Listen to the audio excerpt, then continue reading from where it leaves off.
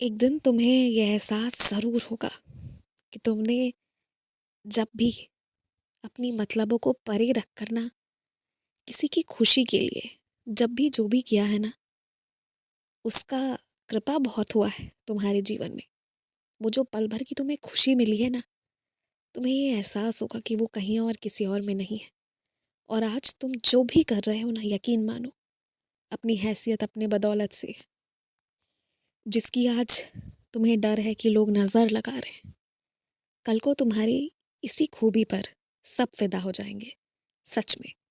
बस एक बात मुझे कहना है कि हालांकि रिश्तों को बचाते बचाते कठोर हो गए हो तुम, परेशान हो गए हो तुम अपने आप को साबित करते करते, लेकिन कभी भी अपनी अच्छाइयों को मत छोड़ना, कभी मत छोड़ना। तुम्हें पता होना चाहिए कि तुमसे टकराने वाला, तुम्हें अपने जीवन में पाने वाला हर इंसान बहुत खुश है।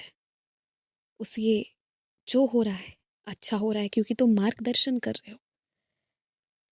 लेकिन तुम जो अकेले हो, तुम्हारे मार्गदर्शन के लिए मैं हूँ। अब मुझे ये तो अच्छे से पता है कि कई दिन तुम मुझे बुलाते हो कि बाबा आओ, मुझसे बात करो, पर ना मैं तुम्हें सपने में दिखाई देता हूँ, ना सुनाई देता हूँ। और परेशान होते हो तुम कि तुम अकेले हो, पर तुम ये भूल जाते हो कि मैं तुम्हारा एक ऐसा साथी हूँ जो हर वक्त तुम्हारे साथ है, मेरी सच्चरित्र के रूप में। अगर तुम कोई भी सवाल रखते हो तो बस उसे पढ़ो, तुम्हें जवाब मिलेगा, तरीके मिलेंगे, रास्ता मिलेगा। यकीन मानो, मैं और कई ऐसे कार्य में व्यस्त हूँ, कई ऐसे बेहद ज़रूरी कार्य तुम्हारे ही जीवन के इस तरह से निपटाने में व्यस्त हूँ ना, कि इस वक्त मैं इतना ज़रूरी नहीं समझता कि रोज़ आऊँ, बातें करूँ और अपनी आवाज़ में तुम्हें आगे के तरीके बताऊँ।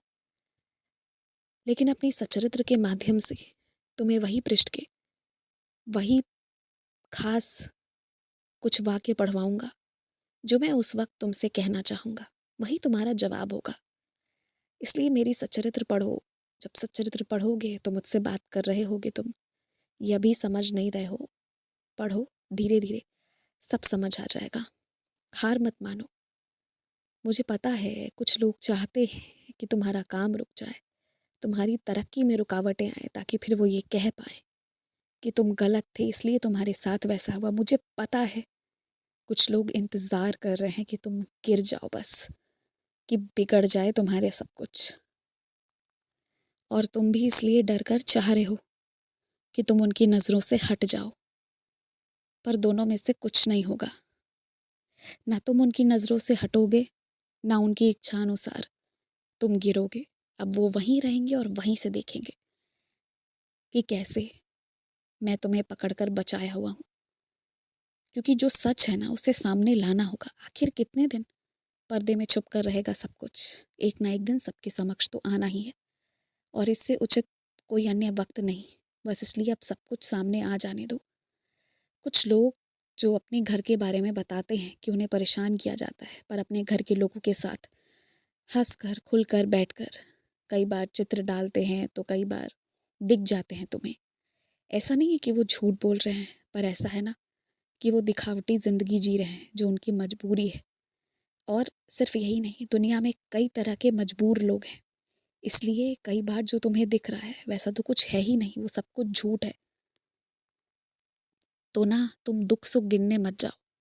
तुम सिर्फ इस बात को याद रखो कि सच अगर कुछ है तो वो सिर्फ मैं हूँ। लगाव रखो, सबसे रखो, पर उसकी भी एक सीमा होनी चाहिए।